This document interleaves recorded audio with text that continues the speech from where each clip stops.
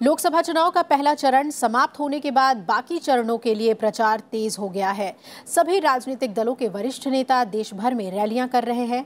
प्रधानमंत्री नरेंद्र मोदी आज महाराष्ट्र, कर्नाटक और केरल में जनसभाओं को संबोधित उन्होंने आज किया और कर्नाटक के कोप्पल में रैली को संबोधित करते हुए कहा कि कांग्रेस ने हर रक्षा सौदे में घोटाला किया है। कांग्रेस शासनकाल में जवानों को खराब क्वालिटी के हथियार मुहैया कराए गए और सीमा पर जरूरी सुविधाएं भी नहीं मिली।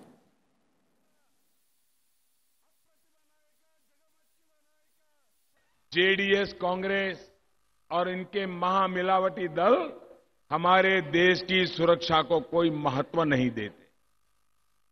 यही सोच है जिसकी वजह से इनके हर रक्षा सौदे में कोई न कोई घोटाला होता रहा। यही सोच है जिसकी वजह से हमारे जवानों को ये खराब क्वालिटी के हथियार मुहैया कराते हैं। यही सोच है जिसकी वजह से हमारे वीरों को सीमा पर जरूरी सुविधाएं नहीं दी जाती। यही सोच है। प्रधानमंत्री ने महाराष्ट्र के अहमदनगर में भी चुनावी रैली को संबोधित किया। पीएम ने कहा कि आज दुनिया भारत को महाशक्ति मानती है, लेकिन पहले जब 10 साल तक एक सरकार थी तो देश में निराशा थी। उन्होंने कहा कि चौकीदार ने आतंकियों में डर बिठा दिया है। चौकीदार उन्हें पाताल से भी निकाल कर लाएगा और सजा देगा। उन्होंने कहा कि यही विश्वास मेरी ताकत रही है, जिसके दम पर कड़े फैसले ले पाया हूं। एक तरफ हमारे संकल्प है, वहीं दूसरी तरफ कांग्रेस एनसीपी के ढकोसले हैं। एक तरफ पानी के लिए महायुति सरकार के काम है, तो दूसरी तरफ कांग्रेस सरकार में हुए घोटाले और अजीत परिवार के शर्मनाक बयान है। ऐसे ही अपराधों की वजह से देश के लोगों ने कांग्रेस का मन और कांग्रेस की नीयत को अच्छी तरह जान लिया है, पहचान लिया है और इसलिए अब जनता ने ही नया नारा दे दिया है, कांग्रेस हमेशा के लिए हटाओ। कांग्रेस हमेशा के लिए हटाओ, तभी देश में गरीबी दूर होगी। बीजेपी अध्यक्ष अमित शाह ने आज ओडिशा और छत्तीसगढ़ में चुनाव प्रचार किया। अमित शाह ने छत्तीसगढ़ के राजनांदगांव में जनसभा को संबोधित करते हुए कहा कि कांग्रेस के समय सुरक्षा को लेकर कुछ भी नहीं किया गया। मोदी सरकार ने पुलवामा हमले का बदला पाकिस्तान में घुसकर आतंकवादियों का खात्मा करके लिया। आतंकवादी प्रवृत्ति करते थे, हमारे जवानों के सर काट कर ले जाते थे, अपमानित करते थे, कोई जवाब दिया नहीं। अभी पुलवामा पर हमला हुआ और पुलवामा पर हमले में 40 जवान शहीद हो गए, 40 जवान शहीद। मगर इस बार मौनी बाबा मनमोहन सिंह की सरकार नहीं थी, नरेंद्र मोदी जी की सरकार थी। नरेंद्र मोदी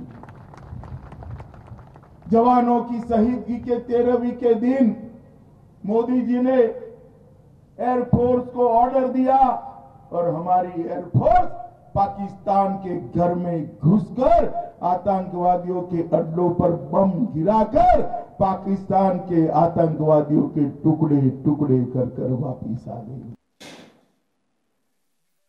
बीजेपी अध्यक्ष अमित शाह ने ओडिशा के क्योंझार में भी जनसभा को संबोधित किया और कहा कि केंद्र सरकार ने ओडिशा में कई विकास कार्य कराए हैं।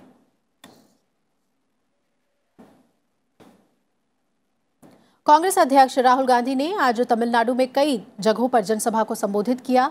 कृष्णागिरी में जनसभा को संबोधित करते हुए राहुल गांधी ने कांग्रेस की न्याय योजना का जिक्र किया और कहा कि इससे देश में गरीबों को सीधा लाभ मिलेगा। सरकार आने पर हम देश के 20% सबसे गरीब परिवारों को सालाना 72,000 रुपए देंगे, जो सिर्फ और सिर्फ महिलाओं के खाते में जाएगा।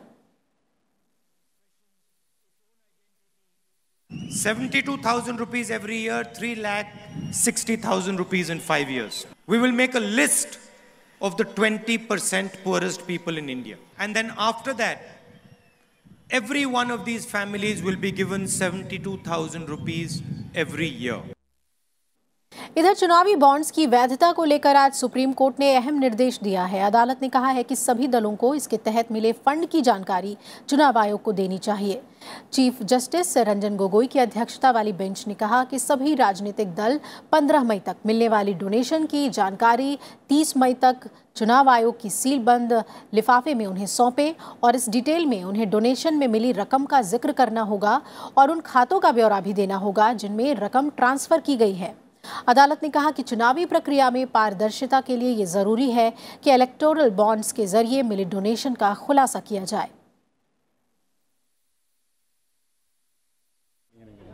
कोर्ट ने एक अंतरिम निर्णय दिया है जो कि फाइनल नहीं है। उसमें ये कहा है कि जितनी पॉलिटिकल पार्टियों को इलेक्टोरल बॉन्ड के थ्रू डोनेशन मिला है, उनको जिन्होंने वो इलेक्टोरल बॉन्ड दिए हैं उनका पूरा ब्यौरा एक सील लिफाफे में करके इलेक्शन कमीशन को देना है।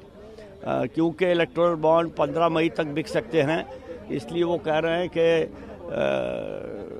31 मई तक पूरा ब्यौरा इलेक्शन कमीशन को दे दें। इलेक्शन कमीशन उस ब्यौरे को अपने पास रखेगा, किसी को नहीं देगा और फिर नई तारीख लगाई जाएगी जिस पे पूरी तरह से केस सुना जाएगा। लोकसभा चुनाव के चौथे चरण में 9 राज्यों की 71 सीटों के लिए आज नाम वापस लेने की आखिरी तारीख थी। चौथे चरण का मतदान 29 अप्रैल को होगा और नतीजों का ऐलान 23 मई को होना है। चौथे चरण में महाराष्ट्र में 17, राजस्थान और उत्तर प्रदेश में 13-13, मध्य प्रदेश और ओडिशा में 6-6, पश्चिम बंगाल की 8, बिहार की 5, झारखंड में 3, जम्मू कश्मीर की 1 सीट पर मतदान होगा। और इस दौर में जिन प्रमुख उम्मीदवारों पर लोगों की नजरें रहेंगी उनमें बिहार के बेगूसराय सीट से केंद्रीय मंत्री गिरिराज सिंह, उत्तर प्रदेश के कन्नौज लोकसभा सीट से डिंपल यादव, कानपुर से पूर्व केंद्रीय मंत्री श्री प्रकाश जायसवाल, पश्चिम बंगाल के आसनसोल सीट से टीएमसी की मुनमुन सेन और बीजेपी के उम्मीदवार बाबुल सुप्रियो शामिल हैं। वहीं आज ओडिशा विधानसभा चुनाव के चौथे चरण के लिए भी नाम वापस लेने की आखिरी तारीख थी। इस दौर में 42 विधानसभा सीटों पर 29 अप्रैल को मतदान होना है। नतीजों का ऐलान 23 मई को होगा। भारतीय जनता पार्टी के एक प्रतिनिधि मंडल ने चुनाव आयोग में कांग्रेस अध्यक्ष राहुल गांधी की शिकायत की है। बीजेपी नेता मुख्तार अब्बास नकवी ने कहा कि राहुल गांधी बिना किसी सबूत के प्रधानमंत्री नरेंद्र मोदी पर आरोप लगा रहे हैं। राहुल गांधी ने प्रधानमंत्री के लिए जिस तरह की असंसदीय भाषा का इस्तेमाल किया है, उसने सारी हदें पार कर दी हैं। ये केवल चुनाव आचार संहिता का ही उल्लंघन नहीं है, बल्कि जो रिप्रेजेंटेशन ऑफ पीपुल्स एक्ट में करप्ट प्रैक्टिसेस हैं, उन करप्ट प्रैक्टिसेस की श्रेणी में भी आता है। हम लोगों ने चुनाव आयोग से मांग की है कि तत्काल कांग्रेस पार्टी के प्रेसिडेंट श्री राहुल गांधी जी के झूठे, अनर्गल, बेबुनियाद और फ्रॉड बयानात के खिलाफ एक्शन किया जाए, क्योंकि जो भी उनके बयान है वो पूरी तरह से तथ्यों से परे हैं। उधर बीजेपी नेता पीयूष गोयल ने कहा है कि तमिलनाडु में बीजेपी और उनका गठबंधन तमिलनाडु की आवाज है और चुनावों में जनता उनके गठबंधन को ही जिताएगी। All the people of Tamil Nadu will support this alliance. There is the voice of all the people of Tamil Nadu in this alliance, and this alliance stands for a strong, stable, decisive, honest and visionary leader, Prime Minister Shri Narendra Modi. This alliance is working to strengthen Prime Minister Shri Narendra Modi's government and to ensure that the next government will have a big voice of the people of Tamil Nadu, will have a big representation of the people of Tamil Nadu. Trinamool Congress प्रमुख और पश्चिम बंगाल की मुख्यमंत्री ममता बनर्जी ने आज राज्य के कुर्सियांग में चुनावी रैली को संबोधित किया। उन्होंने केंद्र सरकार पर सेना के शौर्य का राजनीतिक हित के लिए इस्तेमाल करने का आरोप लगाया। ममता बनर्जी ने कहा कि उन्हें सेना के जवानों पर गर्व है, लेकिन उनके नाम पर वोट मांगना सही नहीं है। टीएमसी प्रमुख ने कहा कि लोकसभा चुनाव में क्षेत्रीय दल प्रमुख भूमिका निभाएंगे और वो केंद्र में सरकार बनाएंगे। इस मौके पर उन्होंने कुर्सियांग के विकास के लिए योजनाओं की बात भी कही। लोकसभा चुनाव के लिए आम आदमी पार्टी और जन नायक जनता पार्टी के बीच हरियाणा में गठबंधन हो गया है। दोनों पार्टियों ने आज इसका औपचारिक ऐलान भी कर दिया।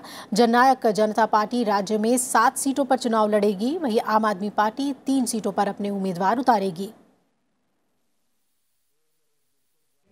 आम आदमी पार्टी और जेजेपी ने लोकसभा चुनाव के अंदर मिल करके हरियाणा के अंदर एक विकल्प देने का निर्णय लिया है। हरियाणा के अंदर आज कांग्रेस खंड खंड विखंडित है और ऐसे में आम आदमी पार्टी और जेजेपी का ये आपसी तालमेल और गठबंधन जो अभी तक भारतीय जनता पार्टी घूम रही है कि वो सारी सीटें जीत रही है, जिम्मेदारी के साथ कहना चाहता हूं कि हरियाणा का युवा उस बदलाव के मुहाने पर इस गठबंधन की मसाल को लेकर के आगे बढ़ेगा और इसे पूरा करेगा। इधर दिल्ली में कांग्रेस और आम आदमी पार्टी में गठबंधन पर फैसला नहीं होने के बाद कांग्रेस ने दिल्ली में लोकसभा चुनाव अकेले लड़ने का ऐलान किया है। कांग्रेस केवल दिल्ली में आम आदमी पार्टी से गठबंधन के लिए तैयार है, लेकिन आम आदमी पार्टी दूसरे राज्यों में भी गठबंधन चाहती है। ये बातें कही गई कांग्रेस की ओर से। हालांकि कांग्रेस ने यह भी कहा कि वो अभी भी दिल्ली में आम आदमी पार्टी के साथ गठबंधन करने को तैयार है। पार्टी के दिल्ली प्रभारी पीसी चाको ने कहा कि जल्द ही दिल्ली की सभी 7 सीटों पर उम्मीदवारों की घोषणा कर दी जाएगी।